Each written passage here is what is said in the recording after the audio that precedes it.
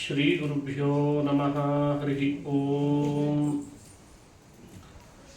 ಶುದ್ಧಾನಂದೋರು ಸಂವಿದ್ಯುತಿಬಲಬಹುಲೌದಾರ್ಯ ವೀರ್ಯಾದಿದೇಹಂ ಚಿಂತಾ ಸಂತಾಪಲೇಪೋದ್ಭವಮೃತಿಮುಖರಾಶೇಷದೋಷಾತಿದೂರಂ ಸದ್ಭಿರ್ವೈರಾಗ್ಯಭಕ್ತಿಶ್ರುತಿಮತಿನಿಯತಧ್ಯಾನಜಜ್ಞಾನಯೋಗಾತ್ ಗಮ್ಯಂ ವಂದೇ ಮುಕುಂದಾಭಿಧಮಮಲಮಲಂ ಬ್ರಹ್ಮವೇದಾಂತವೇದ್ಯಂ ಅಭ್ರಮಂ ಭಂಗರಹಿತಂ ಅಜಡಂ ವಿಮಲಂ ಸದಾ ಆನಂದತೀರ್ಥಮತುಳಂ ಭಜೆ ತಾಪತ್ರಯಾಪಹಂ ಮೂಕೋಪಿ ಯತ್ಪ್ರಸಾದೇನ ಮುಕುಂದಶಯನಾಯತೆ ರಾಜರಾಜಾಯತೆ ರಿಕ್ತೋ ರಾಘವೇಂದ್ರಂ ತಮಾಶ್ರಯೇ ಆಪಾದಮೌಲಿಪರ್ಯಂತಂ ಗುರುಣಾಮಾಕೃತಿಂ ಸ್ಮರೇತ್ ತೇನ ವಿಘ್ನಾಃ ಪ್ರಣಶ್ಯಂತಿ ಸಿದ್ಧ್ಯಂತಿ ಚ ಮನೋರಥಾಃ. ಶ್ರೀ ಹರಿವಾಯು ಗುರುಗಳ ಚರಣಾರವಿಂದಗಳಲ್ಲಿ ಭಕ್ತಿಪೂರ್ವಕ ಪ್ರಣಾಮಗಳನ್ನು ಅರ್ಪಿಸಿ ಅಖಿಲ ಭಾರತ ಮಾಧ್ವ ಮಹಾಮಂಡಳದ ವತಿಯಿಂದ ತತ್ವಜ್ಞಾನ ಸಮ್ಮೇಳನ ಮುಂದೆ ನಡೆಯಲಿಕ್ಕಿದೆ. 2027ನೇ ಇಸ್ವಿಯಲ್ಲಿ ನಡೀತಾ ಇದೆ. ಪೂರ್ವಭಾವಿಯಾಗಿ ಮನೆಗಳಲ್ಲಿ ತತ್ವಜ್ಞಾನ ಸಮ್ಮೇಳನದ ನಿಮಿತ್ತ ಸಂಘಟನೆ ಆಗಬೇಕು, ತತ್ವಜ್ಞಾನದ ಬಗ್ಗೆ ಪ್ರಚಾರ ಆಗಬೇಕು ಅನ್ನೋ ಉದ್ದೇಶದಿಂದ ಈ ಕಾರ್ಯಕ್ರಮವನ್ನು ಹಮ್ಮಿಕೊಂಡಿದ್ದಾರೆ. ತುಮಕೂರಿನ ಎಲ್ಲ ಭಗವದ್ಭಕ್ತರು ಸೇರಿ ಪೇಜಾವರ ಶ್ರೀಪಾದಂಗಳವರ ಸಂಕಲ್ಪದಂತೆ ತತ್ವಜ್ಞಾನದ ಮಹೋತ್ಸವವನ್ನು ಆಚರಣೆ ಮಾಡ್ತಾ ಇದ್ದಾರೆ.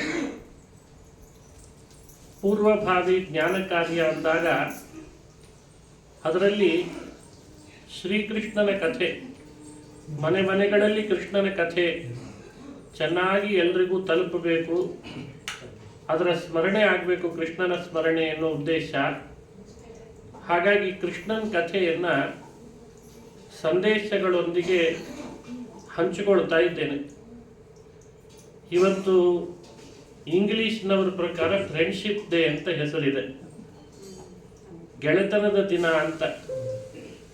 ಗೆಳೆತನಕ್ಕೆ ಕೃಷ್ಣ ಕೊಟ್ಟ ಮಹತ್ವ ಎಷ್ಟು ಅಂತ ತಿಳಿಯೋದು ಒಂದು ಸಂಗತಿನೇ.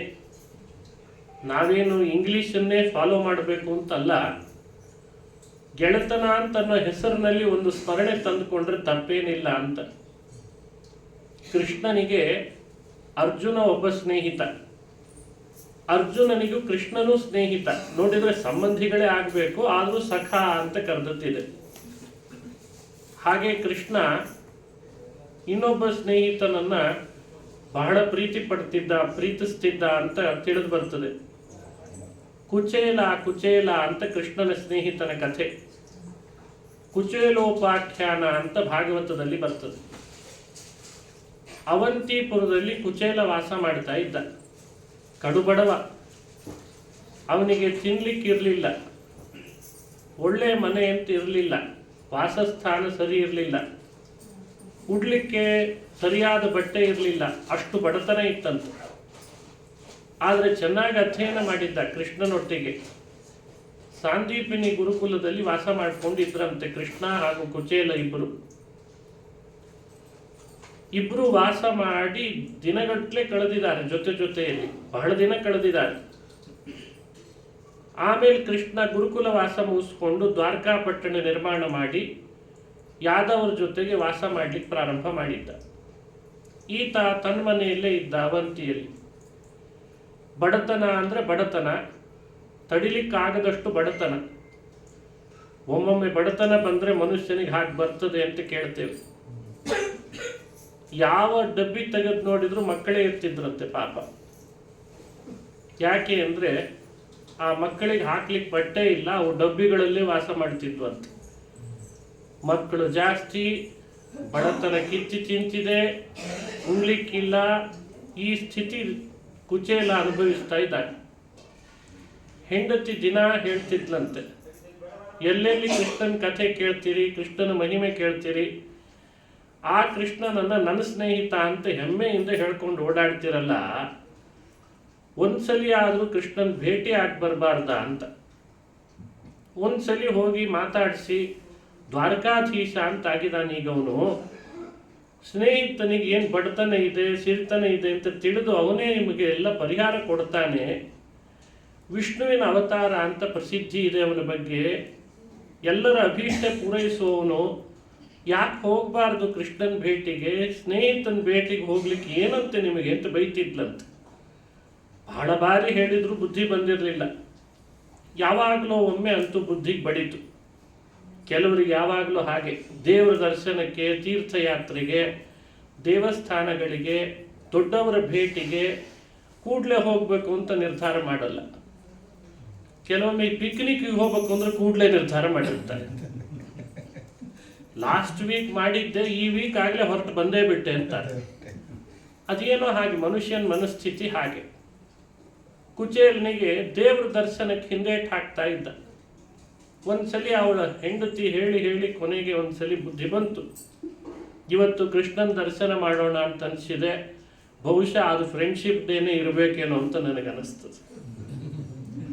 ಸ್ನೇಹಿತನ ಭೇಟಿಗೆ ಅಂತ ಕುಚೇಲ ಹೊರಡ್ತಾನೆ. ಖಾಲಿ ಕೈಯಲ್ಲಿ ಹೋಗ್ಬಾರ್ದು, ಏನಾದರೂ ತಗೊಂಡು ಹೋಗ್ಬೇಕು ಅಂತಿದೆ. ನೀನೇನಾದರೂ ಕೊಟ್ರೆ ಕೃಷ್ಣನಿಗೆ ತಗೊಂಡು ಹೋಗ್ತೇನೆ ಅಂತ ಬೇರೆ ಅಂದ. ಅವಳು ಹೇಳಿದ್ಲು, ಹೌದು ಏನಾದರೂ ತಗೊಂಡು. ಯಾವ ಡಬ್ಬಿ ತೆಗೆದು ನೋಡಿದ್ರು ತಗೊಂಡು ಹೋಗ್ಲಿಕ್ಕೆ ಅಂತ ಯಾವ ವಸ್ತು ಇಲ್ಲ. ಕೊನೆಗೆ 4-5 ಜನ ಮನೆ ಮುಂದೆ ಹೋಗಿ ನಿಂತು ಭಿಕ್ಷೆ ಬೇಡ್ತಾಳೆ ಹೆಂಡತಿ. ಅವರೆಲ್ಲರೂ ಭಿಕ್ಷೆ ಹಾಕುವಾಗ ಅವಲಕ್ಕಿ ಹಾಕಿದ್ದಾರೆ. ಆ ಅವಲಕ್ಕಿನೇ ತಂದು ಕುಚೇಲನ ಕೈಗೆ ಹಾಕಿ, ಇದನ್ನೆಲ್ಲಾದರೂ ಬಟ್ಟೆಯಲ್ಲಿ ಕಟ್ಟಿಕೊಂಡು ಕೃಷ್ಣನಿಗೆ ಕೊಡ್ರಿ ಅಂತ ಹೇಳಿದ್ದಂತೆ. ಬೇರೆ ಏನಿಲ್ಲ ನಮ್ಮ ಮನೆ ಒಳಗೆ, ಇದೇ ಭಿಕ್ಷೆ ಬೇಡಿದ 4 ತಂಡುಲ ಅವಲಕ್ಕಿ ಇದೆ, 4 ಮುಷ್ಟಿ ಕೊಟ್ಬಿಡ್ರಿ ಅಂತ ಅದೇ 1-2 ಮುಷ್ಟಿ ಹಾಕಿದ್ರು.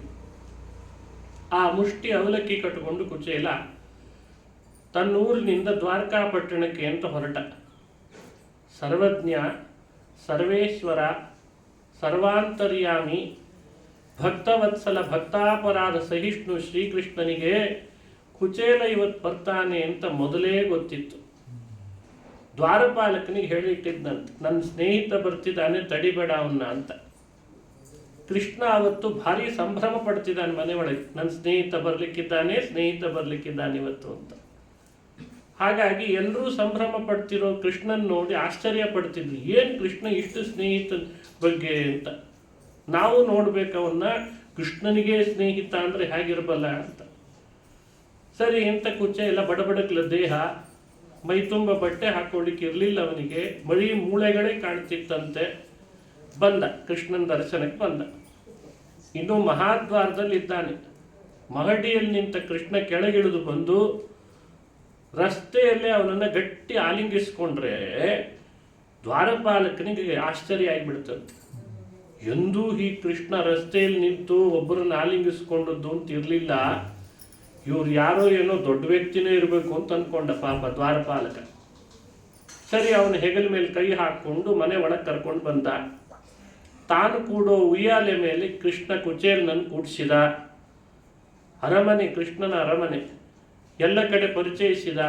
ಇದು ದೇವ್ರ ಮನೆ ಅಂದ, ಇದು ಅಡಿಗೆ ಮನೆ ಅಂತಂದ. ಇವಳು ನನ್ನ ಹೆಂಡತಿ ಅಂದ, ಅವಳು ನನ್ನ ಹೆಂಡತಿ ಅಂತ 16,106 ಜನ ಹೆಂಡತಿಯರನ್ನೆಲ್ಲ ಪರಿಚಯಿಸ್ತಾನೆ ಕೃಷ್ಣ. ಮಕ್ಕಳನ್ನ, ಮಡದಿಯರನ್ನ, ತನ್ನ ವೈಭವವನ್ನೆಲ್ಲ ತೋರಿಸ್ಕೊಂಡು ಬಂದಂತೆ ಕೃಷ್ಣ. ಕುಚೇಲ ಅಷ್ಟರಲ್ಲಿ ಕಕ್ಕಾವಿಕೆಯಾಗಿದ್ದ. ಇಂಥ ಅರಮನೆ, ಇಂಥ ಸಿರಿವಂತ, ಇವನನ್ನು ಹೋಗಿ ಹೋಗಿ ನಾನು ಎಲ್ಲ ಕಡೆಯಲ್ಲಿ ನನ್ನ ಸ್ನೇಹಿತ ಅಂದ್ಕೊಂಡಿದ್ನೆಲ್ಲ. ಚೇಚೆ, ಎಲ್ಲರೂ ಎಷ್ಟು ಬೈಕೊಂಡಿರ್ತಾರೋ ನನ್ನ ಬಗ್ಗೆ ಅಂದ್ಕೊಂಡಿದ್ನಂತ.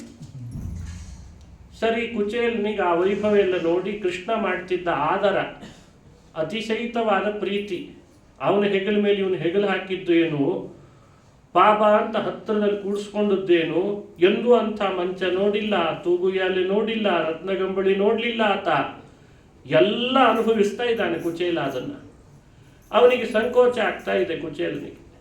ಎಲ್ಲಿ ಏನಾಗ್ಬಿಡ್ತದೋ ಏನೋ, ಈ ವೈಭವ ನೋಡಿ ನನಗೆಲ್ಲಿ ಆಸೆ ಹುಟ್ಟುಕೊಳ್ತದೋ, ನಾನೇನು ಕೃಷ್ಣನ ಬಗ್ಗೆ ತಪ್ಪಾಗಿ ಮಾತಾಡ್ಬಿಡ್ತೇನೋ ಏನೋ, ಅಲ್ಲೇ ಹೆದರಿಕೆ ಹುಟ್ಟಿತು. ಸಾಕಿನ್ನು ಅಂತ ಅನಿಸಿ, ಕೃಷ್ಣ ಅಪ್ಪ ನಿನ್ನ ದರ್ಶನ ಮಾಡೋಣ ಅಂತ ಬಂದಿದ್ದೆ, ಎಲ್ಲ ತೋರಿಸಿದಿ, ಸರಿ ನಾನಿನ್ನು ಹೊರಡ್ತೇನೆ, ಹೋಗಿ ಬರ್ತೇನೆ ಅಂತ ಪ್ರಾರಂಭ ಮಾಡಿ. ಅಲ್ಲ, ಬಂದಿದ್ದೇ ಈಗ ಬಂದಿದೀಯಾ, ಏನು ಮಾತಾಡಿಸ್ಲಿಕ್ಕಾಗಿಲ್ಲ ನಿನ್ನ, ಒಂದು 4 ದಿನ ಇದ್ದು ಹೋಗು, ಮಾತಾಡಿಸ್ಬೇಕು ನಿನ್ನ ನಾನು ಅಂತ ಕೃಷ್ಣ. ಇಲ್ಲ ನಾನು ಊರಿಗೆ ಹೊರಡ್ತೇನೆ ಅಂತಿದ್ದ. ಅಲ್ಲಿ ಮಕ್ಕಳನ್ನ ಬಿಟ್ಟು ಬಂದಿದ್ದೀನಿ, ಮಡದಿನ ಬಿಟ್ಟು ಬಂದಿದ್ದೀನಿ, ಒಬ್ಬಳೇ ಇದ್ದಾಳೆ, ಮಕ್ಕಳೆಲ್ಲ ಸಣ್ಣ ವಯಸ್ಸಿನವರು. ಇಲ್ಲ ಕೃಷ್ಣ, ನಿನಗೆ ಗೊತ್ತಲ್ಲ ಬಡವನ ಸ್ಥಿತಿ, ಬೇಡ ಹೋಗ್ತೇನೆ, ಹೊರಡ್ತೇನೆ ಅಂತ. ಕೃಷ್ಣ ಬಿಡ್ತಾ ಇಲ್ಲ. ಈಗ ತಾನೇ ಬಂದಿದ್ದೀಯ ಅಷ್ಟು ದೂರದಿಂದ, ಊಟ ಮಾಡದೆ ಹೋಗೋದೆ, ಮನೆಗೆ ಬಂದಂಥ ವಿಪ್ರನನ್ನು ಭೋಜನಕ್ಕೆ ಹಾಕದೆ ಕಳಿಸಿದೆ ಅಂತ ಅಂದರೆ ಏನರ್ಥ? ಕೂಡಿಲ್ಲಿ ಅಂತ ಕೂಡಿಸಿ, ತಾನು ಕೂಡೋ ತೂಗುಯಾಲೆಯಲ್ಲಿ ಆಸನ ಕೊಟ್ಟು ಕೂಡಿಸಿ, ಕೆಳಗಡೆ ಬಂಗಾರದ ಹರಿವಾಣ ಇಟ್ಟು ಕುಚೇಲನ ಪಾದ ಕೃಷ್ಣ ತೊಳೆದ ಅಂತದ ಭಾಗವತ. ಯಾಕೆ ಅಂದರೆ ಮನೆಗೆ ಬಂದ ವಿಪ್ರರನ್ನು ಹೇಗೆ ಸತ್ಕರಿಸ್ಬೇಕು ಅಂತ ಶ್ರೀಕೃಷ್ಣ ಶಿಕ್ಷಣ ಕೊಡ್ತಾನೆ ಸಮಾಜಕ್ಕೆ. ವಿಪ್ರ ಬಂದಿದ್ದಾನ ಮನೆಗೆ ಅಂದರೆ ದೇವತೆಗಳ ಸನ್ನಿಧಾನ ಇರ್ತದೆ. ಯಾವತೀರ್ವೈ ದೇವತಾ ಅಂತ ವೇದ ಹೇಳ್ತದೆ. ವೇದವಿಧಿ ಬ್ರಾಹ್ಮಣೇ ವಸಂತಿ ನಾಶ್ಲೀಲಂ ಕೀರ್ತಯೇತ್ ಏತಾ ಏವ ದೇವತಾ ಪ್ರೀಣಾತಿ. ದೇವತೆಗಳನ್ನು ಪ್ರೀತಿಪಡಿಸಲಿಕ್ಕೆ ನಾವು ದೇವತೆಗಳನ್ನು ಹುಡುಕೊಂಡು ಹೋಗೋದು ಬೇಕಿಲ್ಲ. ಪ್ರತ್ಯೇಕ ವೇದಾಂತಗಳನ್ನು ತಿಳಿದವನು ಬಂದ ಅಂದರೆ ದೇವತೆ ಬಂದರು ಅಂತ ಅರ್ಥ. ದೇವತೆಗಳೇ ಬಂದರು. ಅವರೊಟ್ಟಿಗೆ ನಾವು 4 ಮಾತಾಡುವಾಗ ಒಂದು ಅಶ್ಲೀಲ ಶಬ್ದ ಬಳಸಲಿಲ್ಲ ಅಂದರೆ ಅದರಿಂದಲೇ ದೇವತೆಗಳು ಪ್ರೀತರಾಗ್ತಾರೆ. ಎಷ್ಟು ಚೆನ್ನಾಗಿ ಮಾತನಾಡಿದ ಇವನು ಅಂತ. ಹಾಗಾಗಿ ವಿಪ್ರ ಅಂದರೆ ಅಷ್ಟು ಮಹತ್ವ ಇದೆ. ನಾಭೇರೂರ್ಧ್ವಂತು ದೇವತಾ ನಾಭೇರಧಸ್ತಾತ್ ಪಿತರಃ. ಮನೆಗೆ ಬಂದ ವಿಪ್ರನ ನಾಭಿಯ ಕೆಳಭಾಗದಲ್ಲೆಲ್ಲ ಪಿತೃದೇವತೆಗಳ ಸನ್ನಿಧಾನ ಇರ್ತದಂತೆ. ನಾಭಿಯ ಮೇಲ್ಭಾಗದಲ್ಲೆಲ್ಲ ದೇವತೆಗಳ ಸನ್ನಿಧಾನ. ಹಾಗಾಗಿ ಉಡುವ ವಸ್ತ್ರ ಕೊಟ್ಟರೆ ಪಿತೃಗಳು ಹರಿಸ್ತಾರಂತೆ, ಹೊದಿಯುವ ವಸ್ತ್ರ ಕೊಟ್ಟರೆ ದೇವತೆಗಳು ಹರಿಸ್ತಾರಂತೆ. ಅದಕ್ಕೆ ಜೋಡಿ ಕೊಡುವ ಪದ್ಧತಿ ಶಾಸ್ತ್ರಗಳಲ್ಲಿ ಬಂತು, ಸಂಪ್ರದಾಯದಲ್ಲಿ ಬಂತು. ಅದನ್ನೆಲ್ಲ ಭಗವಂತ ತಾನು ಶಿಕ್ಷಣ ಕೊಡ್ತಾನೆ. ಗೀತೆಯಲ್ಲಿ ಹೇಳುವ ಮಾತೇ ಅದು. ಮಮ ವರ್ತಮಾನುವರ್ತಂತೆ ಮನುಷ್ಯ ಪಾರ್ಥ ಸರ್ವಶಃ. ಯಾಕೆ ಕೃಷ್ಣ ಬಂದಂಥವರನ್ನು ಸತ್ಕಾರ ಮಾಡಿ ತನಗೇನು ಪುಣ್ಯ ಪಾಪದ ಸಂಪರ್ಕ ಇಲ್ದಿದ್ರು ಹಾಗೆ ಯಾಕೆ ಮಾಡಿ ತೋರಿಸ್ತಾನೆ ಅಂದರೆ ನನ್ನನ್ನು ನೋಡಿ 4 ಜನ ಕಲೀಲಿ ಅಂತ ಮಾಡ್ತಾನಂತ. ಅವನಿಗೇನು ವಿಧಿನೇ, ನಿಷೇಧನೆ, ಕರ್ಮಗಳ ಕಟ್ಟಳೆನೇ ಏನಿಲ್ಲ. ಆದರೂ ಸಮಾಜಕ್ಕೆ ಶಿಕ್ಷಣ ಕೊಡ್ತಾನೆ. ಕುಚೇಲನಿಗೆ ಹಾಗೆಲ್ಲ ಮಾಡಿದಾಗ ಪಾದ ತೊಳೆದಂಥ ನೀರನ್ನು ತಾನು ಪ್ರೋಕ್ಷಿಸ್ಕೊಂಡದ್ದಲ್ಲದೆ ಮಡದಿ ಮಕ್ಕಳಿಗೆಲ್ಲ ಪ್ರೋಕ್ಷಣೆ ಮಾಡಿದ. ಯಾಕೆಂದ್ರೆ ಆ ಪಾದದ ನೀರಿನಲ್ಲಿ ಅಷ್ಟು ಶಕ್ತಿ ಇದೆ ಅಂತ ಹೇಳ್ತಾರೆ. ಪಾದದ ನೀರಿನಲ್ಲಿರೋ ಶಕ್ತಿ ಕೃಷ್ಣ ಜಗತ್ತಿಗೆ ತೋರಿಸ್ಲಿಕ್ಕೆ ವಿಪ್ರಪಾದೋದಕವನ್ನು ಮನೆಯಲ್ಲೆಲ್ಲ ಸಿಡಿಸಿದ. ಆಮೇಲೆ ಅವನಿಗೆ ಹೇಳ್ತಾನೆ, ಅಡಿಗೆ ಮಾಡಿಸ್ತೇನೆ, ನಿನಗೇನು ಬೇಕು ಕೇಳು, ಅದನ್ನೇ ಮಾಡಿಸ್ತೇನೆ ಅಂತಂದ. ಅವನಿಗೆ ಬಾಯೇ ಬಿಡ್ಲಿಕ್ಕಾಗ್ತಾ ಇಲ್ಲ ಪಾಪ ಕುಚೇಲನಿಗೆ. ಎಲ್ಲಿ ಏನಾಗಿಬಿಡ್ತದೋ ನನ್ನ ಮಾತಿನಿಂದ ಅಂತ. ಕೃಷ್ಣ ಏನು ಬೇಜಾರು ಮಾಡ್ಕೊಂಡ್ಬಿಡ್ತಾನೋ ಏನೋ, ಅಷ್ಟು ಸಂಕೋಚ ಪಡ್ತಿದ್ದಾನೆ. ಭೋಜನಕ್ಕೆ ಅಂತ ಹಾಕಿಸ್ಬೇಕಲ್ಲ, ಕೃಷ್ಣನೇ ನೈವೇದ್ಯ ಮಾಡಿ ವೈಶ್ವದೇವ ಮಾಡಿ ಕುಚೇಲನಿಗೆ ಭೋಜನಕ್ಕೆ ಹಾಕಿಸಿದ. ಎಂಥ ಸುಗ್ರಾಸ ಭೋಜನ, ಕೃಷ್ಣನ ಮನೆಯ ಭೋಜನ ಅಂದರೆ ಕೇಳಬೇಕೆ? ಕೃಷ್ಣನ ಮನೆ ಭೋಜನ ಮಾಡಿಸೋರು ಅಂದರೆ ಅಡಿಗೆ ಯಾರು ಮಾಡ್ತಾಳೆ? ಮಹಾಲಕ್ಷ್ಮಿ ಮಾಡ್ತಾಳೆ. ಅವಳು ಭೋಜನ ಮಾಡಿಸಿದಾಳೆ. ಇಷ್ಟು ಭೋಜನಕ್ಕೆ ಹಾಕಿಸಿ ಕೈ ತೊಳ್ಕೊಂಡು ಬಂದ ಮೇಲೆ ಕೃಷ್ಣ ತಾನು ಮಲಗುತ್ತಿದ್ದ ಕೋಣೆ ಕರ್ಕೊಂಡು ಹೋಗಿ ಇಲ್ಲಿ ಬಾ ಮಲಗು ಬಾ ಅಂತ ಮಲಗಿಸಿದ್ನಂತ. ಅವನ ಪಾದ ಬೇರೆ ಒತ್ತಿದ. ಎಷ್ಟು ದಿನ ಆಗಿತ್ತು ಕುಚೇಲ ನಿನ್ನ ನೋಡಿ ಮಾತಾಡಿಸಿ ನಿನ್ನ ಮೇಲೆ ಕೈ ಹಾಕಿ ಎಷ್ಟು ಹರಟೆ ಹೊಡಿತಿದ್ವಿ ನಾವು. ರಾತ್ರಿ ಹರಟೆ ಹೊಡಿತಿದ್ವಿ, ಬೆಳಗ್ಗೆ ಹರಟೆ ಹೊಡಿತಿದ್ವಿ, ಆಟಕ್ಕೆ ಅಂತ ಹೋಗ್ತಿದ್ವಿ. ಎಷ್ಟು ಚೆನ್ನಾಗಿತ್ತಲ್ಲ ಗುರುಕುಲ ವಾಸ ಅಂತ ಗುರುಕುಲ ನೆನಪಿಸ್ಕೊಂಡಂತೆ ಕೃಷ್ಣ. ಅಷ್ಟು ನೆನಪಿಸ್ಕೊಂಡಲ್ದಲ್ಲೇ ತನ್ನ ಪರಿವಾರ ಕರೆದು ಕೂಡಿಸ್ಕೊಂಡು ಮಧ್ಯಾಹ್ನ ಊಟ ಆದಮೇಲೆ ನಿಮಗೆಲ್ಲ ಕುಚೇಲನ ಪರಿಚಯ ಮಾಡಿಸ್ತೀನಿ ಬನ್ರಿ ಅಂತ ಕರೆದ. ಬಂದ್ರು ಅವರೆಲ್ಲ. ಪಾಪ ಏನೋ ಹೇಳ್ತಾನೆ ಕುಚೇಲನ ಬಗ್ಗೆ ಕೃಷ್ಣ ಅಂತ ಕೇಳಲಿಕ್ಕೆ. ಕುಚೇಲ ಒಂದು ತಪ್ಪು ಮಾಡಿದ್ನಂತೆ ಗುರುಕುಲದಲ್ಲಿರುವಾಗ. ಆ ತಪ್ಪನ್ನು ಕೃಷ್ಣ ಅವನಿಗೆ ನೆನಪಿಸ್ಕೊಡ್ಬೇಕಿದೆ. ಕಥೆ ಹೇಳೋದನ್ನು ಪ್ರಾರಂಭ ಮಾಡಿದ್ದಾನೆ. ಏನಲ್ಲ, ಕುಚೇಲನ ತಾಯಿ ಗುರುಕುಲದಲ್ಲಿ ವಾಸ ಮಾಡ್ತಿದ್ದ ಕುಚೇಲ ಅಂತ ಒಂದಿಷ್ಟು ಅವಲಕ್ಕಿ ಕೊಟ್ಟು ಕಳಿಸ್ತಿದ್ಲಂತೆ. ಪಾಪ, ಈ ವಿದ್ಯಾಪೀಠದಲ್ಲಿ ಓದ್ತಾ ಇದ್ರೆ ಅವರವ್ರ ಅಮ್ಮಂದ್ರು ಯಾರಾದ್ರೂ ವಿದ್ಯಾಪೀಠದ ಕಡೆ ಹೋಗ್ತಿದ್ರು, ಒಂಚೂರು ನಮ್ಮ ಹುಡುಗನಿಗೆ ಅವಲಕ್ಕಿ ಕೊಡ್ರಿ ಅಂತ ಕಳಿಸಿರ್ತಾರಂತೆ. ಹಾಗೆ ಕುಚೇಲನ ಅಮ್ಮ ಕೊಟ್ಟು ಕಳಿಸಿದ. ಆ ಅವಲಕ್ಕಿ ತಗೊಂಡು ಅವ್ರು ಬಂದ್ರು, ಗುರುಕುಲದಲ್ಲಿ ಕೊಟ್ಟಿದ್ರು ಅವನಿಗೆ. ಕೃಷ್ಣ ಅದನ್ನು ನೋಡಿದ್ದ. ಆದ್ರೆ ಕುಚೇಲ ಯಾರೂ ನೋಡಿಲ್ಲ ಅಂತ ಇವನು ತಿಳ್ಕೊಂಡಿದ್ದ. ಎಲ್ಲರೂ ಹುಡುಗರ ಮುಂದೆ ತೆಗೆದ್ರೆ ಒಂದು ಮುಷ್ಟಿಯೂ ಸಿಗಲ್ಲ ಅವನಿಗೆ. ಆ ಹುಡುಗರ ವಯಸ್ಸೇ ಹಾಗೆ. ಏನ್ ಚೆನ್ನಾಗಿದೆ ನಿಮ್ಮಮ್ಮ ಅವಲಕ್ಕಿ ಕಳಿಸಿದ್ದಾರೆ, ನಮಗೆ ಕೊಡು ಅಂತ ತಿಂದಾಕ್ಬಿಡ್ತಾರೆ. ಅವನಿಗೆ ಸಿಗಲ್ಲ. ಅವನೇನು ಅನ್ಕೊಂಡ, ಸಾಯಂಕಾಲ ಗುರುಪತ್ನಿ ಕಟ್ಟಿಗೆ ಹೊಡಿಲಿಕ್ಕೆ ಹೇಳ್ತಾರೆ, ಕಟ್ಟಿಗೆ ತಗೊಂಬ ಹೋಗಿ ಕಾಡಿಗೆ ಅಂತ. ಇವತ್ತು ಕಟ್ಟಿಗೆ ಹೊಡ್ಲಿಕ್ಕೆ ಹೋದಾಗ ಅವಲಕ್ಕಿ ತಿಂದು ಬಂದ್ರಾಯ್ತು ಅಂತ ಯೋಚನೆ ಮಾಡಿದ್ನಂತೆ. ಸಾಯಂಕಾಲ ಕಟ್ಟಿಗೆ ಹೊಡಿಲಿಕ್ಕೆ ಹೇಳಿದ್ರು, ಕಟ್ಟಿಗೆ ಹೊಡ್ಕೊಂಬಾರೋ ಕುಚೇಲ ಅಂತ ಗುರುಪತ್ನಿ. ಇವನು ಕೊಡ್ಲಿ ಹಿಡ್ಕೊಂಡು ಕಟ್ಟಿಗೆ ಹೊಡ್ಲಿಕ್ಕೆ ಹೊರಟಿದ್ದಾನೆ. ಕೃಷ್ಣ ಬಂದ. ಏನೋ ಇವತ್ತು ನಾನು ಬಿಟ್ಟು ಹೊರಟಿಯಲ್ಲ, ನಾನು ಬರ್ತೀನಿ ಅಂತ. ಕುಚೇಲ ಬೇಡ ಬೇಡ ಅಂತಿದ್ದಾನೆ. ಇಲ್ಲ ನಾನು ಬರೋನೇ ಎಂದ. ಸರಿ ಅಂತ ಕೃಷ್ಣ ಹಠ ಮಾಡಿ ಕುಚೇಲನನ್ನು ಹಿಂಬಾಲಿಸ್ಕೊಂಡು ಕಾಡಿಗೆ ಬಂದ್ರು ಇಬ್ರು. ಅಂತೂ ಇಬ್ರು ಬಂದಾಗ ಕುಚೇಲ ಕೃಷ್ಣನಿಗೆ ಹೇಳ್ತಾನೆ, ನೀನು ಬೇಡ ಅಂದ್ರೂ ಬಂದಿದೆಯಲ್ಲ, ಹಾಗಾದ್ರೆ ನೀನು ಗಿಡ ಹತ್ತಿ ಅಂದ್ರೆ ಮರ ಹತ್ತಿ ಮೇಲ್ಗಡೆಯಲ್ಲಿ ಟೊಂಗೆಗಳನ್ನು ಕಡಿ, ನಾನು ಕೆಳಗಿನಿಂದ ಕಟ್ಟಿಗೆ ಆರಿಸ್ತೇನೆ. ಹೀಗೆ ಕೃಷ್ಣನಿಗೆ ಕಟ್ಟಿಗೆ ಹೊಡ್ಲಿಕ್ಕೆ ಹೇಳಿದ್ದ ಸ್ನೇಹದಿಂದ. ಸರಿ ಎಂದ ಕೃಷ್ಣ. ನನ್ನೇ ಮೇಲೆ ಹತ್ಲಿಕ್ಕೆ ಹೇಳ್ತೀಯಾ, ಸರಿ ಕೊಡ್ಲಿ ಅಂತ ಹೇಳಿ ಹಿಡ್ಕೊಂಡು ಕೊಡ್ಲಿ ಇಟ್ಕೊಂಡು ಕಟ್ಟಿಗೆ ಹೊಡಿಲಿಕ್ಕೆ ಮರ ಹತ್ತಿದ. ಇವನು ಮೆಲ್ಲನೆ ಆ ತಂದ ಅವಲಕ್ಕಿ ಗಂಟು ಬಿಚ್ಚಿ ಒಂದೆರಡು ಮುಷ್ಟಿ ಬಾಯಲ್ಲಿ ಹಾಕ್ಕೊಂಡು, ಆಮೇಲೆ ಕೃಷ್ಣ ಎಲ್ಲಿದ್ದಾನೋ ಏನೋ ನೋಡಿಬಿಡ್ತಾನೋ ಅಂತ ಅವನಿಗೆ ಕಾಣದಂತೆ ಮತ್ತೆ ಮುಚ್ಚಿ ಇಟ್ಕೊಂಡ. ಮೇಲ್ ನಿಲ್ಲಿಸಿ ಕೃಷ್ಣನನ್ನ ಕೆಳಗೆ ಅವಲಕ್ಕಿ ತಿಂದ್ರೆ ಕಾಣಿಸ್ತೇ ಇರ್ತದ? ಇವನೇ ಮೇಲ್ ಹತ್ತಿ ತಿಂದಿದ್ರೆ ಬೇರೆ ಆಗ್ತಿತ್ತೋ ಏನೋ. ಅಲ್ಲ, ಆಗ್ಲೂ ಕೃಷ್ಣನಿಗೆ ಕಾಣಿಸ್ತದೆ. ವಿಶ್ವತಶ್ಚಕ್ಷು ಉತ ವಿಶ್ವತೋ ಮುಖೋ ವಿಶ್ವತೋ ಬಾಹುರುತ ವಿಶ್ವತಸ್ಪಾತ್. ಆಗ್ಲೂ ಕೃಷ್ಣನಿಗೆ ಕಾಣಿಸ್ತಿತ್ತು. ಆದ್ರೆ ಕೃಷ್ಣನನ್ನ ಮೇಲ್ ಹಚ್ಚಿ ತಾನು ಕೆಳಗೆ ನಿಂತು ತಿಂದುಬಿಟ್ಟ. ಕೃಷ್ಣ ನೋಡೇ ಬಿಟ್ಟಿದ್ದಾನೆ. ಇವನತ್ರ ಅವಲಕ್ಕಿ ವಸೂಲಿ ಮಾಡದೆ ಇದ್ರೆ ಕೇಳು ಅಂತಲ್ಲ, ಅಂದೇ ಸಂಕಲ್ಪ ಮಾಡಿದ. ಆಮೇಲೆ ಅವನು ಕೆಳಗಿಳಿದ ಮೇಲೆ ಅಲ್ಲಿದ್ದ ಕಟ್ಟಿಗೆ ಆರಿಸ್ಕೊಂಡ್ರು. ಅವಲಕ್ಕಿ ತಿಂದದ್ದು ಕುಚೇಲನ ಬಗ್ಗೆ ಗೊತ್ತಾಗಿದೆ. ಆದ್ರೂ ಹೆಗಲ ಮೇಲೆ ಕೈ ಹಾಕೊಂಡು, ಇರ್ಲಿ ಒಬ್ಬನೇ ತಿಂದಿದೆಯಲ್ಲ, ನೋಡ್ಕೋತೇನೆ ನಿನ್ನ ಅಂತ ಹೇಳಿ ಮನೆಗೆ ಬಂದ್ಬಿಟ್ರ. ಎಂಥೆಂಥ ಸ್ನೇಹ ಇದೆ ನೋಡ್ರಿ ಕೃಷ್ಣನ ಜೊತೆ. ಎಂಥೆಂಥ ಸ್ನೇಹಿತರಿದ್ದಾರೆ. ಆ ಸ್ನೇಹದ ನೆನಪು ಹೇಗಿತ್ತು ಅಂತನ್ಲಿಕ್ಕೂ ಈ ಕಥೆಗಳು. ಇವತ್ತಿನ ದಿವಸ ಅಂದ್ರೆ ಅವನಿಗೆ ವಿವಾಹ ಆಗಿ ಮಕ್ಕಳಾಗಿದ್ದಾರೆ, ಇವನಿಗೂ ಮಕ್ಕಳಾಗಿದ್ದಾರೆ, ಮದುವೆ ಮಾಡಿಕೊಂಡು ಆ ಗುರುಕುಲದ ಕತೆ ನೆನಪಿಟ್ಕೊಂಡಿದ್ದಾರೆ. ಎಷ್ಟು ಮೆಮೊರಿ ಪವರ್ ಅಲ್ಲ ಕೃಷ್ಣಂದು. ಅಲ್ಲ, ಸರ್ವಜ್ಞಾವ. ಕಲ್ಪಗಳದ್ದನ್ನೆಲ್ಲ ತಲೆಯಲ್ಲಿ ಇಟ್ಕೊಳ್ತಾನೆ. ಸರ್ವಜ್ಞ ಸರ್ವವಿತ್ ಅಂತಾರೆ. ಅಂಥ ಸರ್ವಜ್ಞ ಕೃಷ್ಣನಿಗೆ ಆ ಕಥೆ ನೆನಪಾಗಿದೆ. ಹೇಳ್ತಾ ಇದ್ದಾನೆ ಕುಚೇಲನಿಗೆ, ಕುಚೇಲ, ನಾನು ನೀನು ಒಮ್ಮೆ ಕಟ್ಟಿಗೆ ತರ್ಲಿಕ್ಕೆ ಹೋಗಿದ್ವಿ, ನೆನಪಾಯ್ತಾ ಅಂದ. ಎದುರುಗಡೆ ಎಲ್ಲ ಮಕ್ಕಳು ಮೊಮ್ಮಕ್ಕಳು ಕೂತಿದ್ದಾರೆ. ಕೃಷ್ಣನಿಗೆ ಮಡದಿ ಪರಿವಾರ. ಎಲ್ಲಿ ಆ ಅವಲಕ್ಕಿ ಕಥೆ ಎತ್ತು ಬಿಡ್ತಾನೋ ಅಂತ. ನಾನು ಕೊಡ್ಲಿಲ್ಲ ಅಂತ ಆಗಿನ ಕತೆ ಹೇಳಿ ಆಗ್ಲಿಂದಲೂ ಕುಚೇಲ ಸ್ವಲ್ಪ ನನ್ನ ಬಗ್ಗೆ ಹೀಗೆ ತಂದು ಬಿಡೋಣ, ಈ ಎಲ್ಲ ಅವನ ಪರಿವಾರದವರು ನನ್ನ ಬಗ್ಗೆ ಆಡ್ಕೊಳ್ಳೋಣ ಅಂತ ಅವನಿಗೇನೋ ಹಿಂಸೆ. ಬಿಡ್ತಿಲ್ಲ ಈ ಕೃಷ್ಣ. ಕೊಡ್ಲಿ ಹಿಡ್ಕೊಂಡು ಹೋಗಿದ್ವಿ, ನೆನಪಾಯ್ತಾ?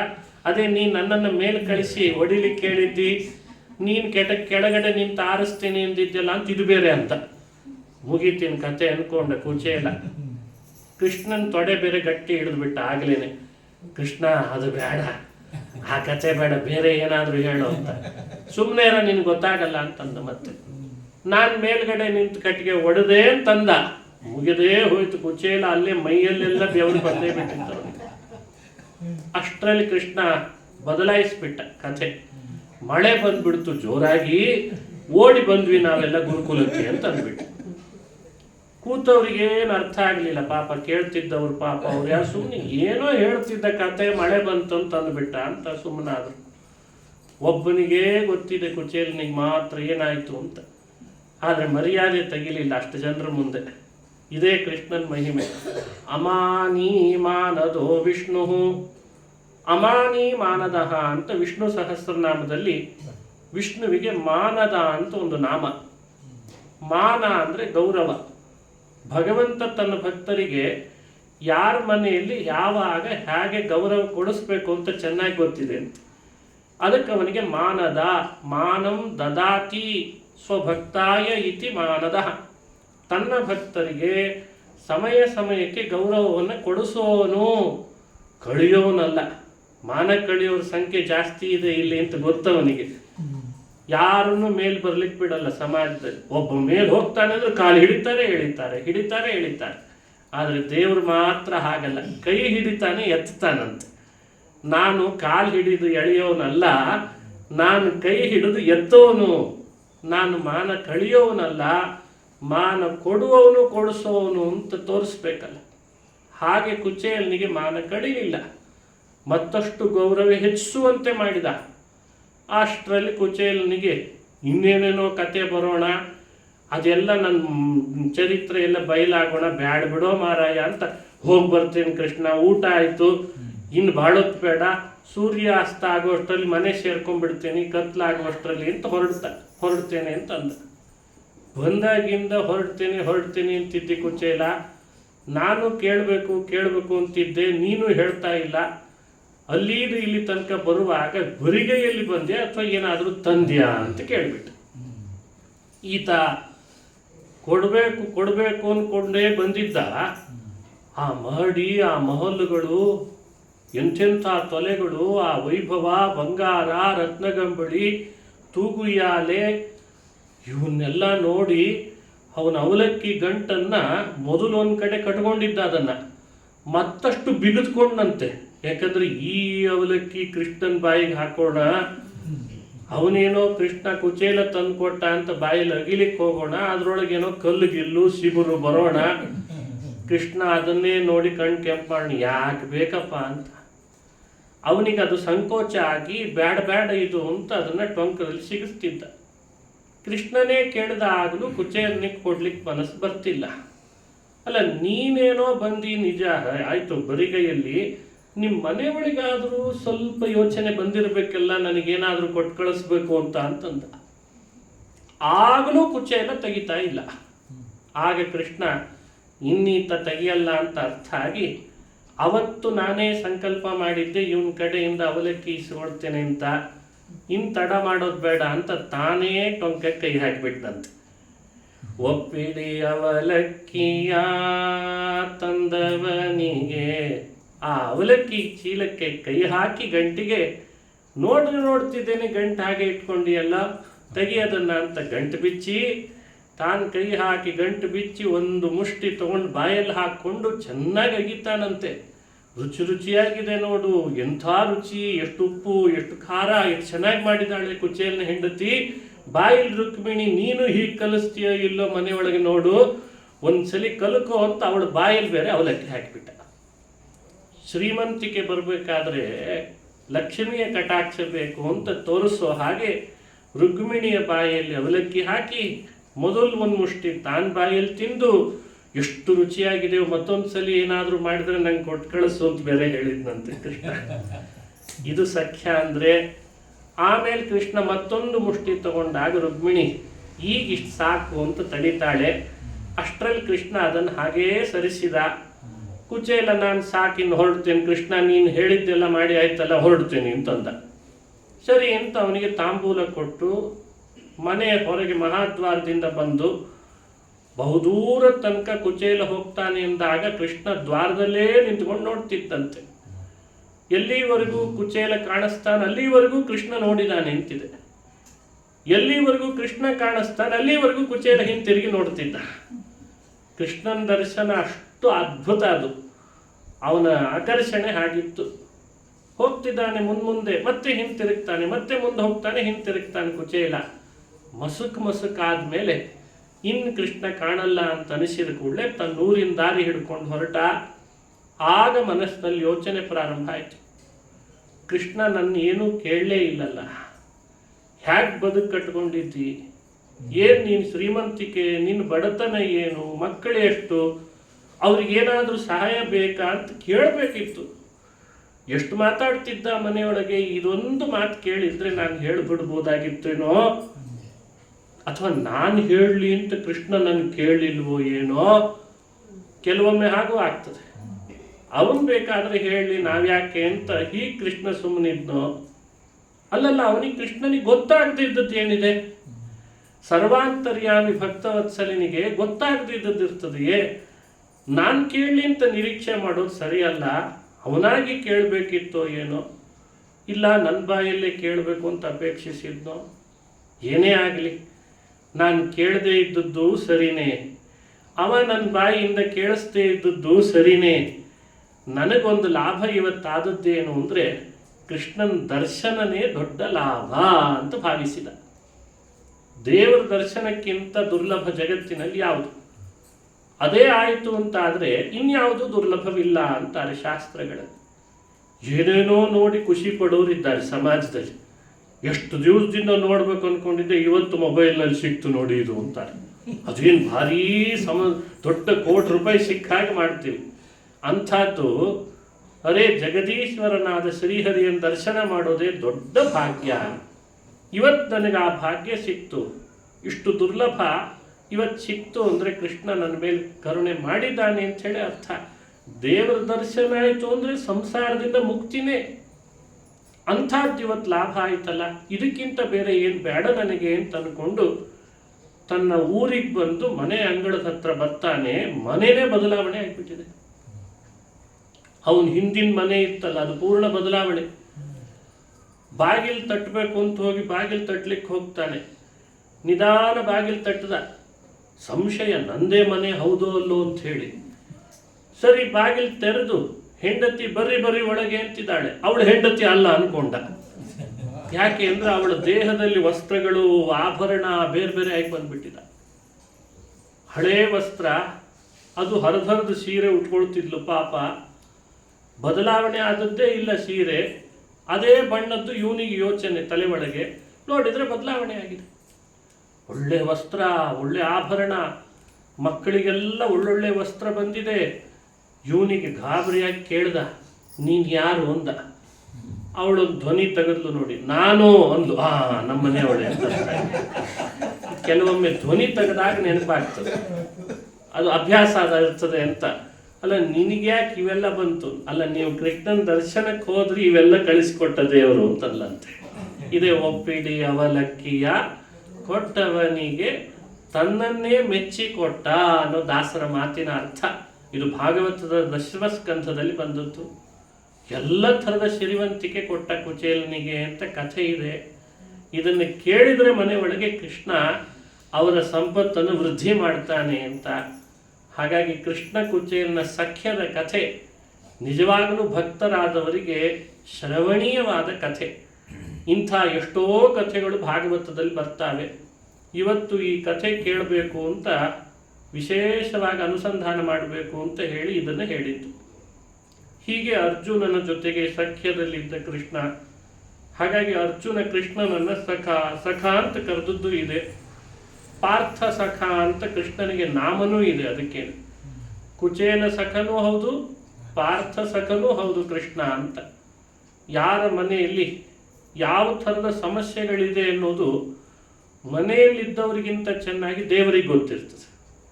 ಅವನೇನೋ ಜನ್ಮಾಂತರದಲ್ಲಿ ತಪ್ಪು ಮಾಡಿದ್ದ, ಕುಚೇಲ ಹಿಂದಿನ ಜನ್ಮದಲ್ಲಿ ಒಂದು ತಪ್ಪು ಮಾಡಿದ್ದ ಅಂತ ಅಷ್ಟು ಬಡತನ ಅನುಭವಿಸ್ತಿದ್ದ ಅಂತ ಕಥೆ. ಹಿಂದಿನ ಜನ್ಮದಲ್ಲಿ ಭಾರೀ ಅದ್ಭುತವಾದ ಒಂದು ಕಥೆ ನಡೆದದ್ದನ್ನು ಹೇಳ್ತಾರೆ.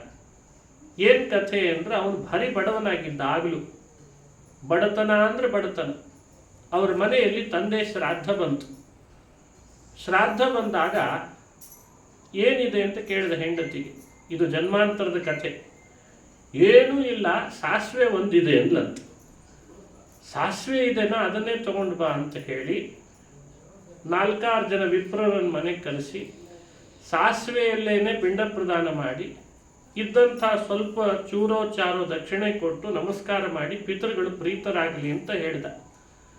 ಆ ಪಿತೃಗಳು ಸಾಸಿವೆಯಲ್ಲಿ ಪಿಂಡ ಪ್ರದಾನ ಮಾಡಿದ್ದನ್ನೂ ಕೂಡ ಸ್ವೀಕರಿಸಿ ಅವನ ಶ್ರದ್ಧೆಗೆ ಶ್ರೀಮಂತನಾಗಲಿ ಅಂತ ಹರಸಿ ಹೋದ್ರಂತ, ಆಶೀರ್ವಾದ ಮಾಡಿದ್ದಾರೆ. ಶ್ರಾದ್ದ ಮಾಡಿದ ರಾತ್ರಿನೇ ಕನಸಿನಲ್ಲಿ ಬಂದು ಹೇಳಿದ್ರಂತೆ, ಶ್ರಾದ್ದ ಮಾಡಿದೆಯಲ್ಲ, ಇಷ್ಟು ದಿನ ಹೇಳಿರಲಿಲ್ಲ ನಿನಗೆ, ನೀನು ಮಲಗುವ ಮಂಚದ ಕೆಳಗೇನೆ ನಿಧಿ ಇಟ್ಟಿದ್ದೇವೆ ನಾವು, ನೀನು ಉಪಯೋಗಿಸ್ಕೊ ಅಂತ ಹೇಳಿಬಿಟ್ರು. 1 ವರ್ಷದಲ್ಲಿ ಭಾರಿ ಶ್ರೀಮಂತನಾಗಿಬಿಟ್ಟ, ನಿಧಿ ಸಿಕ್ತಲ್ಲ ಅಂತ. 1 ವರ್ಷ ಕಳೆದ ಮೇಲೆ ಪುನಃ ಪಿತೃಶ್ರಾದ್ದ ಬಂತು. ಆಗ ಹೆಂಡತಿ ಹೇಳ್ತಾಳೆ, ಹೋದ ವರ್ಷ ನಾವು ಬರೀ ಸಾಸಿವೆಯಲ್ಲಿ ಮಾಡಿದ್ವಿ, ಪಿತೃಗಳೇ ಹರಿಸಿ ಶ್ರೀಮಂತರನ್ನು ಮಾಡಿದಾರ ನಮ್ಮನ್ನ, ಹಾಗಾಗಿ ಈ ವರ್ಷ ಚೆನ್ನಾಗಿ ಮಾಡೋಣ ಅಂತ.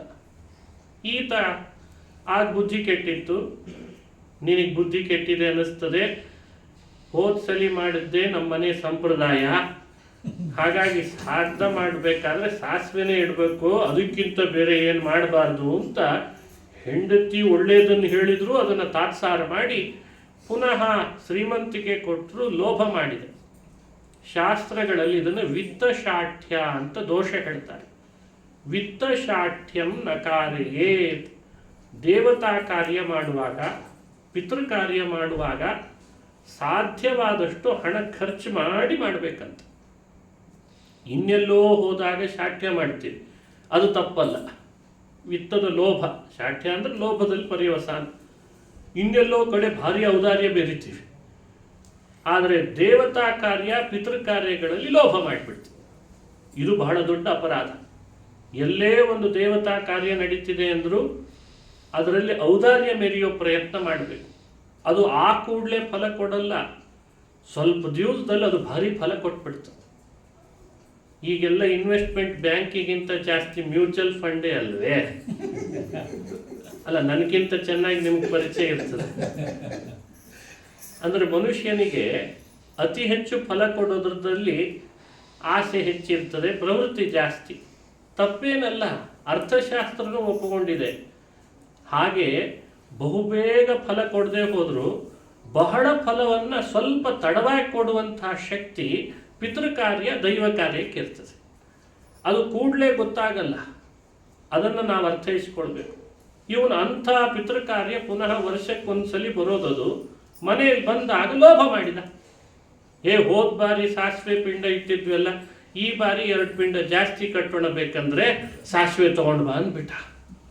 ಅದೇ ಪಿತೃಗಳು ಶಪಿಸಿದ್ರು, ನಿನಗೆ ಸಿರಿತನ ಕೊಟ್ಟದ್ದೇ ತಪ್ಪಾಯಿತು, ನೀನು ಬಡವನಾಗೇ ಇರು ಅಂತ ಶಪಿಸಿ ಹೋಗ್ತಾರೆ. ಆಗ ಶಪಿಸಿತ್ತು, ಕುಚೇಲನಾದಾಗಲೂ ಬಡವನಾಗಿಯೇ ಹುಟ್ಟಿದ. ಹೀಗೆ ಅವಕೃಪೆಗೆ ಪಾತ್ರನಾದ ಹಿಂದಿನ ಜನ್ಮದಲ್ಲಿ ಮಾಡಿದ ಲೋಭದಿಂದ ಭಗವಂತನ ದರ್ಶನ ಮಾಡಿ ಅವನನ್ನು ಒಲಿಸ್ಕೊಂಡದ್ದಕ್ಕೆ ಕುಚೇಲ ಸುಧಾಮನಾದ ಅಂತ ಕಥೆಯನ್ನು ಭಾಗವತ ಹೇಳ್ತದೆ. ನೋಡಿ ಎಷ್ಟು ಅರ್ಥಗರ್ಭಿತ. ಇದು ಕೃಷ್ಣನ ಸ್ನೇಹಿತನ ಕಥೆ ಹೌದು. ಜನ್ಮಾಂತರದಲ್ಲಿ ಮಾಡುವ ಲೋಭ ನಮಗೆ ಇವತ್ತು ಬಡತನ ತಂದು ಕೊಡ್ತದೆ ಅನ್ನೋ ಎಚ್ಚರಿಕೆಯ ಕಥೆಯೂ ಹೌದು. ಇವತ್ತು ನಾವು ಲೋಭ ಮಾಡಬಾರ್ದು ಅಂತನ್ಲಿಕ್ಕೆ ಇದೊಂದು ಶಿಕ್ಷಣವೂ ಹೌದು. ಕೃಷ್ಣನ ದರ್ಶನವೇ ಎಂಥೆಂಥ ಫಲ ಕೊಡ್ತದೆ ಅನ್ನಲಿಕ್ಕೆ ಇದು ನಿದರ್ಶನವೂ ಹೌದು. ಇದನ್ನು ಸುಧಾಮೋಪಾಖ್ಯಾನ ಅಂತ ಕರೀತಾರೆ. ಅನೇಕ ಸಂದೇಶ ಕೊಡುವ ಕಥೆ. ಹೀಗೆ ಅರ್ಜುನನ ಕಥೆನೂ ಅನುಸಂಧಾನ ಮಾಡಬೇಕು.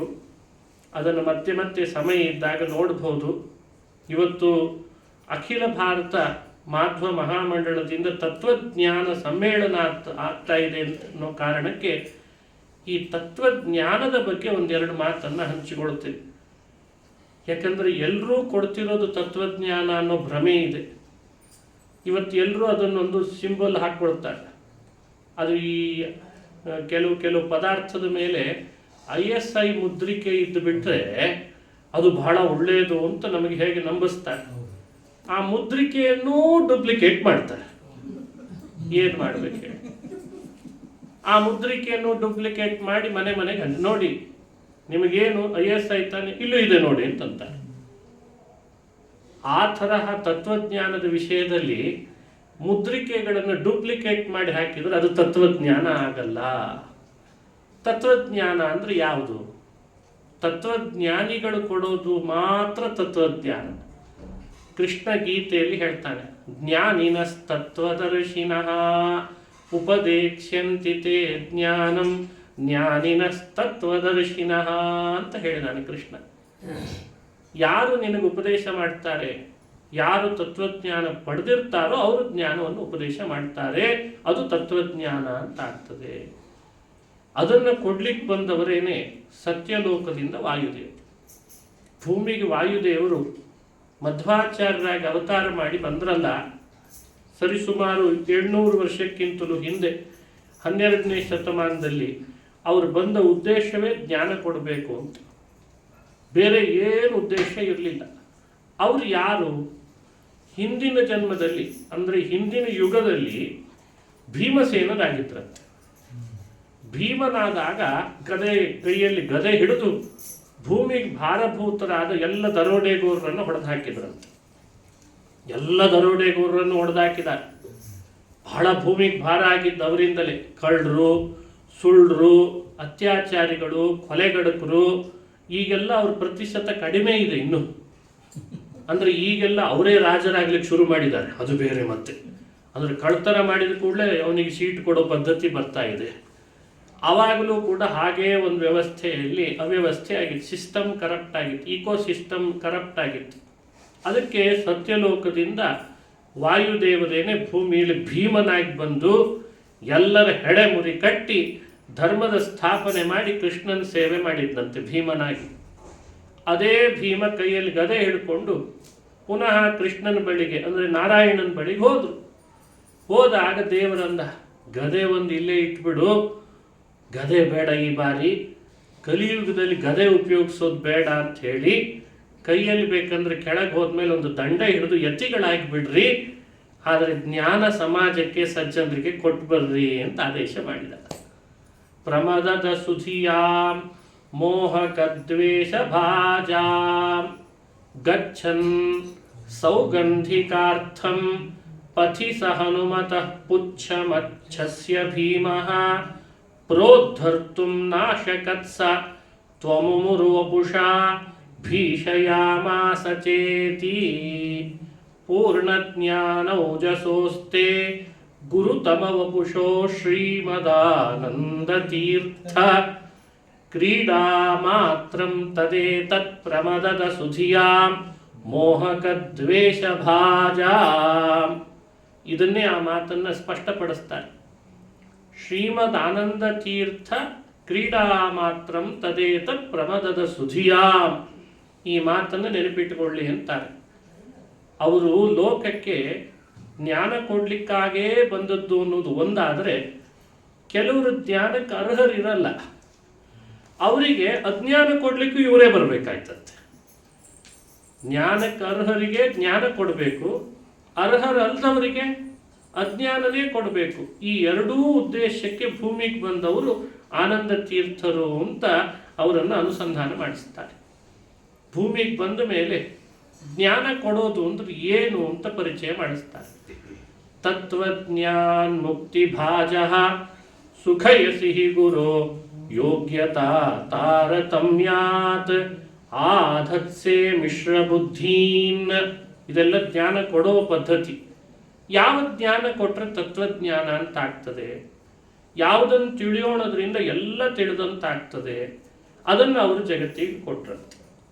ಒಂದು ಮಣ್ಣಿನ ಮಡಿಕೆ ಇದೆ, ಅದನ್ನು ಮಣ್ಣಿನ ಮಡಿಕೆ ಹೀಗಿರ್ತದೆ ಅಂತ ಪರಿಚಯಿಸಿದರೆ ಸಣ್ಣ ಮಕ್ಕಳಿಗೆ ಅದರಂತಿರುವ ಬೇರೆ ಮಣ್ಣಿನ ಪದಾರ್ಥಗಳನ್ನೆಲ್ಲ ಇದು ಮಣ್ಣಿಂದು ಅಂತ ಪರಿಚಯ ಮಾಡ್ಕೊಳ್ತಾರೋ ಇಲ್ಲ. ಭಗವತ್ಪಾದರು ಆ ಕಾರ್ಯ ಮಾಡಿದ್ರಂತೆ. ಪ್ರಪಂಚವನ್ನೆಲ್ಲ ಸೃಷ್ಟಿ ಮಾಡಿದವನು ಒಬ್ಬನೇ. ಅವನೊಬ್ಬನ ಸರ್ವೋತ್ತಮತೆಯನ್ನು, ಅವನ ಸ್ವತಂತ್ರತೆ, ಅವನ ಸರ್ವಜ್ಞತ್ವ, ಅವನ ಗುಣಗಳು ಎಲ್ಲ ಪರಿಚಯ ಮಾಡ್ತಾ ಬಂದರೆ ಉಳಿದೆಲ್ಲ ತಿಳಿದ್ರೂ ಸರಿ ತಿಳಿದಿದ್ರೂ ಸರಿ ಅಂದ್ರಂತೆ. ಎಲ್ಲ ಅವನ ಅಧೀನ. ಇದು ಜ್ಞಾನ ಅಂದರೆ ಸ್ವತಂತ್ರನಾದ ಸರ್ವೋತ್ತಮನಾದ ವಿಷ್ಣುನನ್ನು ಒಬ್ಬನನ್ನ ಸರ್ವೋತ್ತಮ ಅಂತ ತಿಳಿಯೋದಿದೆಯಲ್ಲ, ಇದರೊಳಗೆ ಎಲ್ಲ ಜ್ಞಾನ ಅಡಕ ಆಗಿದೆ ಅಂತ. ಅದನ್ನು ತಿಳಿರಿ, ಉಳಿದೆಲ್ಲ ತಾನಾಗೆ ತಿಳಿದಂತೆ ಅಂತ. ಹಾಗಾಗಿ ಅವನ ಜ್ಞಾನವನ್ನು ಕೊಡ್ಲಿಕ್ಕೆ ಬಂದವರು ಆನಂದ ತೀರ್ಥರು. ಅವನು ಗುಣಪರಿಪೂರ್ಣ, ಅವನು ಸಾಕಾರ, ಅವನು ನಿರ್ದೋಷ, ಅವನು ಸರ್ವಾಂತರ್ಯಾಮಿ, ಅವನೇ ಉತ್ತಮ, ಅವನಿಗಿಂತ ಉತ್ತಮನಿಲ್ಲ. ಹೀಗೆ ಅವನನ್ನು ತಿಳಿದು ಅವನಲ್ಲಿ ಭಕ್ತಿ ಮಾಡಿ, ಅದು ಮುಕ್ತಿಗೆ ಕಾರಣ. ಇದನ್ನೇ ಸ್ಪಷ್ಟಪಡಿಸ್ತಾರೆ. ವಿಷ್ಣೋ ಅತ್ಯುತ್ತಮತ್ವಾತ್ ಅಖಿಲ ಗುಣಗಣೈ ತತ್ರ ಭಕ್ತಿಂ ಗರಿಷ್ಠಾಂ ಆಶ್ಲಿಷ್ಟೇ ಶ್ರೀಧರಾಭ್ಯಾಂ ಅಮುಮಥ ಪರಿವಾರಾತ್ಮನ ಸೇವಕೇಶು. ವಿಷ್ಣೋ ಅತ್ಯುತ್ತಮತ್ವಾದ ಅಖಿಲ ಗುಣಗಣೈ. ನೋಡಿ, ಆನಂದ ತೀರ್ಥ ಭಗವತ್ಪಾದರು ಜಗತ್ತಿಗೆ ಕೊಡ್ತಿದ್ದ ಜ್ಞಾನವೇ ಅದಂತ. ಅನೇಕ ಕಡೆ ಸಂಚಾರ ಮಾಡಿದ್ದಾರೆ. ಭಾರತ ದೇಶವನ್ನು ತೀರ್ಥ ಕ್ಷೇತ್ರಗಳನ್ನು ಸಂಚರಿಸಿ ಅಲ್ಲಿದ್ದ ಸಜ್ಜನರನ್ನು ಸೇರಿಸಿ ಅವರಿಗೆ ಕೊಡಬೇಕಾದ ವೇದ, ಮಂತ್ರ, ಶಾಸ್ತ್ರ, ಮಹಾಭಾರತ, ಪುರಾಣ, ಉಪನಿಷತ್ತು ಎಲ್ಲ ಉಪದೇಶ ಮಾಡುವಾಗ ಎಲ್ಲವೂ ವಿಷ್ಣುವಿನ ಪಾರಮ್ಯ ಹೇಳ್ತದೆ ನೋಡಿ ಅಂತ ತೋರಿಸ್ತಿದ್ರಂತೆ. ಹಾಗಾಗಿ ತತ್ವಜ್ಞಾನ ಕೊಡ್ಲಿಕ್ಕೆ ಬಂದವರೇ ತತ್ವಜ್ಞಾನಿಗಳು, ತತ್ವದರ್ಶಿಗಳು ಅಂದರೆ ಆನಂದ ತೀರ್ಥ ಭಗವತ್ಪಾದರು. ಅವರ ಉಪದೇಶದಲ್ಲಿ ಮೂಡಿ ಬಂದದ್ದೆಲ್ಲ ತತ್ವಜ್ಞಾನ ಅಂತ ಅರ್ಥ. ನಾವು ಅದನ್ನು ಪಡೀದೇ ಹೋದರೆ ಮನುಷ್ಯ ದೇಹ ವ್ಯರ್ಥ ಅಂತ ಆಗ್ತದೆ. ದೇಹ ಸಾರ್ಥಕ ಆಗಬೇಕಾದ್ರೆ ಜ್ಞಾನ ಪಡಿಲೇಬೇಕು. ದೇಹ ಇಲ್ದಿದ್ರೆ ಕಾಷ್ಠವಿಷ್ಠಾ ಸಮಸ್ಯತೆ ಅಂತಾರೆ ಭಗವತ್ಪಾದರು. ನಮ್ಮ ದೇಹ ಕಟ್ಟಿಗೆಗಿಂತ ಹೊರತೇನಲ್ಲ. ಕಟ್ಟಿಗೆ ಒಣಗಿ ಕೊನೆಗೆ ಒಲೆಗೆ ಹೋಗೋದು. ಒಲೆಗೆ ಹೋದ್ಮೇಲೆ ಗದಗದ ಉರಿತದೆ. ಕೊನೆಗೆ ರೂಪ ಯಾವುದು ತಾಳ್ತದೆ? ಬೂದಿಯ ರೂಪ ತಾಳ್ತದೆ. ನಮ್ಮ ದೇಹದ ಒಳಗಿರುವಂತಹ ಮೂಳೆ ಬೆಂಕಿಗೆ ಹೋಗಿ ತಗಲಿದ ಕೂಡಲೇ ಬೂದಿಯ ರೂಪ ತಾಳ್ತದೆ ಹೊರತು ನಮ್ಮೊಟ್ಟಿಗೆ ಬರಲ್ಲ. ಹಾಗಾದರೆ ನಮ್ಮೊಟ್ಟಿಗೆ ಬರೋದು ಯಾವುದು? ಈ ದೇಹ ಪಡ್ಕೊಂಡಾಗ ನಾವು ಮಾಡಿದಂತಹ ಒಳ್ಳೆಯ ಜ್ಞಾನ ಹಾಗೂ ನಾವು ಸಂಪಾದಿಸಿದ ಕರ್ಮ, ಇವೆರಡೇ ನಮ್ಮೊಟ್ಟಿಗೆ ಬರೋದಂತೆ ಮುಂದಿನ ಜನ್ಮಗಳ ತನಕ. ಹಾಗಾಗಿ ಎರಡನ್ನೂ ಸಂಪಾದಿಸಿದರೆ ಮಾತ್ರ ಈ ದೇಹ ಸಾರ್ಥಕ ಅಂತ ಮಹಾಭಾರತ ತಾತ್ಪರ್ಯ ನಿರ್ಣಯದಲ್ಲಿ ಭಗವತ್ಪಾದರು ಸಂದೇಶ ಕೊಡ್ತಾರೆ. ಈ ಕಾರಣದಿಂದ ವಿಷ್ಣುವಿನ ಪಾರಮ್ಯವನ್ನು ಅವರು ಹೇಳಿದ ದಾರಿಯಲ್ಲಿ ತಿಳಿದು ನಮ್ಮ ಜನ್ಮ ಸಾರ್ಥಕ ಮಾಡಿಕೊಳ್ಳಿ. ವಿಷ್ಣುವಿನ ಪಾರಮ್ಯವೇ ತತ್ವಜ್ಞಾನ. ತತ್ವ ಅಂದರೆ ವಿಷ್ಣು ಸರ್ವೋತ್ತಮ ಅನ್ನೋದು ಒಂದು ತತ್ವ. ವಿಷ್ಣು ಸರ್ವೋತ್ತಮ ಅನ್ನೋದೇ ಒಂದು ದೊಡ್ಡ ತತ್ವ. ಅದರ ಅಡಿಯಲ್ಲಿ ಉಳಿದೆಲ್ಲ ತತ್ವಗಳು ಸೇರ್ಕೊಂಡು ಬಂತೆ. ಅವೆಲ್ಲ ಬಿ, ಸಿ, ಡಿ, ಇ ಆಗ್ತವೆ. ಎ ಯಾವುದು? ವಿಷ್ಣು ಸರ್ವೋತ್ತಮ ಅನ್ನುವ ತತ್ವ. ಅದರಲ್ಲಿ ನಮ್ಮ ಮನಸ್ಸು ದೃಢವಾಗಿ ಯಾವಾಗಲೂ ರಥವಾಗಬೇಕು, ಅವುಗಳ ರೀತಿಯಲ್ಲಿ ವ್ಯಾಖ್ಯಾನ ಮಾಡಿಕೊಡ್ಬೇಕು ಅಂತ ಹೇಳ್ತಾ ದ್ವಾದಶ ಸ್ತೋತ್ರದಲ್ಲಿ ಅಂತಾರೆ. ಕುರುಭುಂಶ್ವಚ ಕರ್ಮ ನಿಜಂ ನಿಯತಂ ಹರಿಪಾದ ವಿನಮ್ರಧಿಯಾ ಸತತಂ ಹರಿರೇವ ಪರೋ ಹರಿರೇವ ಗುರುಃ ಹರಿರೇವ ಜಗತ್ಪಿತೃಮಾತೃಗತಿ ನ ತತೋಸ್ತ್ಯಪರಂ ಜಗದೀಡ್ಯತಮಂ ಪರಮಾತ್ಪರತಃ ಪುರುಷೋತ್ತಮತಃ ಹರಿರೇವ ಪರಃ ಹರಿರೇವ ಗುರುಃ ಹರಿರೇವ ಜಗತ್ಪಿತೃಮಾತೃಗತಿ. ಹರಿ ಸರ್ವೋತ್ತಮ, ಹರಿನೇ ತಂದೆ, ಹರಿನೇ ತಾಯಿ, ಹರಿನೇ ಸರ್ವಸ್ವ. ಅವನಿಲ್ಲ ಅಂದರೆ ಇನ್ಯಾವುದೂ ಇಲ್ಲ. ಈ ತತ್ವ ಸಾರ್ತಾ ಇದ್ರಂತೆ ಭಗವತ್ಪಾದ. ಅದಕ್ಕೆ ಕುರು ಭುಂಕ್ಷ್ವಚ ಕರ್ಮ ನಿಜಂ ನಿಯತಂ. ನಿನಗೆ ವಿಹಿತವಾದ ಕರ್ಮವನ್ನು ಶ್ರದ್ಧೆಯಿಂದ ಮಾಡು, ಅದನ್ನು ದೇವರ ಪ್ರೀತಿಗಾಗಿ ಮಾಡು, ಫಲದ ಆಸೆಯನ್ನು ತೊರೆದು ಮಾಡು, ವೀತವನ್ನು ಮಾಡೋದು ಬಿಡಬೇಡ, ಮನಸ್ಸು ಭಗವಂತನ ಪಾದದಲ್ಲಿ ಇರಿಸಿ ಮಾಡು. ಈ ಉಪದೇಶ ಭಗವತ್ಪಾದರು ಕೊಡ್ತಾ ಬರ್ತಿದ್ರು. ಇದನ್ನೇ ದ್ವಾದಶ ಸ್ತೋತ್ರ ಅಂತ ಕರೀತಾರೆ. ಪ್ರಾಯ ಮುಂದುವರೆದ ಮನೆಯಲ್ಲಿ ಈ ಕಾರ್ಯಕ್ರಮ ಏನು ನಡೀತಾ ಇದೆ ಉಪನ್ಯಾಸ, ಭಗವತ್ಪಾದರು ಕೊಟ್ಟ ದ್ವಾದಶ ಸ್ತೋತ್ರವನ್ನು ಚೆನ್ನಾಗಿ ಎಲ್ಲ ಕಡೆ ತತ್ವ ಪುರಸ್ಸರವಾಗಿ ಅರ್ಥೈಸಿ ಹೇಳ್ತಾ ಬಂದರೆ ಅದು ಮುಂದಿನ ಸಮ್ಮೇಳನಕ್ಕೆ ಒಂದು ದೊಡ್ಡ ಜ್ಞಾನದ ರಾಶಿ ಅಂತ ಆಗ್ತದೆ. ಅದನ್ನೇ ಮಧ್ವಾಚಾರ್ಯರಿಗೆ ಸಮರ್ಪಿಸಿ ಅವರ ಅನುಗ್ರಹ ಪಡೀಲಿಕ್ಕಾಗ್ತದೆ ಅಂತ ಹೇಳ್ತಾ ಇವತ್ತಿನ ಉಪನ್ಯಾಸವನ್ನು ಮುಕ್ತಾಯ ಮಾಡ್ತೇನೆ. ನಮ್ಮ ಪ್ರಮೋದ್ ಅವರ ಮನೆಯಲ್ಲಿ ತುಮಕೂರಿನ ಈ ಕ್ಯಾತ್ಸಂದ್ರದಲ್ಲಿ ಇವತ್ತಿನ ಜ್ಞಾನ ಕಾರ್ಯ ನಡೆದಿದೆ. ಆ ಪ್ರಮೋದ್ ಅವರ ಕುಟುಂಬದ ಎಲ್ಲ ಸದಸ್ಯರಿಗೆ ಭಗವಂತ, ಮಧ್ವಾಚಾರ್ಯರು, ಕ್ಷೇಮ, ಸ್ಥೈರ್ಯ, ವಿಜಯ, ವೀರ್ಯ, ಆಯುರ, ಆರೋಗ್ಯ, ಐಶ್ವರ್ಯವನ್ನು ಕೊಡಲಿ ಅಂತ ದೇವರಲ್ಲಿ ಪ್ರಾರ್ಥಿಸಿ, ಅಖಿಲ ಭಾರತ ಮಾಧ್ವ ಮಹಾಮಂಡಳದ ತುಮಕೂರು ಶಾಖೆ ಎಲ್ಲ ಸದಸ್ಯರನ್ನು ಈ ಸಂದರ್ಭದಲ್ಲಿ ಅಭಿನಂದಿಸಿ, ಮುಂದಾಗುವ ತತ್ವಜ್ಞಾನ ಸಮ್ಮೇಳನಕ್ಕೆ ತಾವೆಲ್ಲ ಹೀಗೆ ಬಹುಸಂಖ್ಯೆಯಲ್ಲಿ, ಒಬ್ಬರು ಇಬ್ಬರು ಆದರೆ ಸಾಲದು, ಈಗೆಲ್ಲ ಒಂದು ಸಣ್ಣ ಸೀರಿಯಲ್ ತೆಗೆದ್ರೆ ಅದನ್ನು ಪ್ರಮೋಟ್ ಮಾಡೋದನ್ನೇ ಎಷ್ಟೋ ವಾರಗಟ್ಟಲೆ ಮಾಡ್ತಾರೆ. ಸಿನಿಮಾ ತೆಗೆದ್ರಂತೂ ಅಲ್ಲಿ ಮಾಡೋ ಪಾತ್ರಧಾರಿಗಳೆಲ್ಲ ಊರೂರಿಗೆ ಬಂದು ಪ್ರಮೋಟ್ ಮಾಡ್ತಾರೆ. ಸಮ್ಮೇಳನಕ್ಕೂ ಮಾಡಬೇಕಾದ ಅನಿವಾರ್ಯತೆ ಇದೆ, ಅದರ ಅವಶ್ಯಕತೆ ಇದೆ. ಅದು ತಮಗೆ ನನಗಿಂತ ಚೆನ್ನಾಗೇ ಗೊತ್ತಿದೆ. ನೀವು ಕೈ ಜೋಡಿಸೋರೇ, ನೀವು ಧರ್ಮ ಮಾಡೋರೇ, ಶ್ರದ್ಧೆ ಬೆರೆಯೋರು, ನಿಮಗೆ ಭಗವತ್ಪಾದರ ಪರಿಚಯ ಎಲ್ಲ ಇದೆ. ಸಾಂಘಿಕವಾಗಿ ಮಾಡಿ ಹೆಚ್ಚು ಜಗತ್ತಿನಲ್ಲಿ ಇದರ ಬಗ್ಗೆ ಒಂದು ವೈಬ್ರೇಷನ್ ಕ್ರಿಯೇಟ್ ಮಾಡಿದರೆ ಮುಂದಿನ ಜನ್ರೇಷನ್ನಿಗೆ ಅದು ಮುಂದುವರಿಲಿಕ್ಕೆ ಕಾರಣ ಆಗ್ತದೆ. ಹಾಗಾಗಿ ಈ ಕಾರ್ಯಕ್ರಮ ಮುಂದೆ ನಡೀಲಿಕ್ಕಿದೆ. ಸಮ್ಮೇಳನ ಇನ್ನೂ ಸಕ್ರಿಯವಾಗಿ ಎಲ್ಲರೂ ಭಾಗವಹಿಸುವ ಹಾಗಾಗಲಿ ಅಂತ ಹೇಳಿ ಎರಡು ಮಾತನ್ನು ಮುಕ್ತಾಯ ಮಾಡ್ತೇನೆ. ಶ್ರೀಕೃಷ್ಣ ಅರ್ಪಣಮಸ್ತು. ಹರಯೇ ನಮಃ.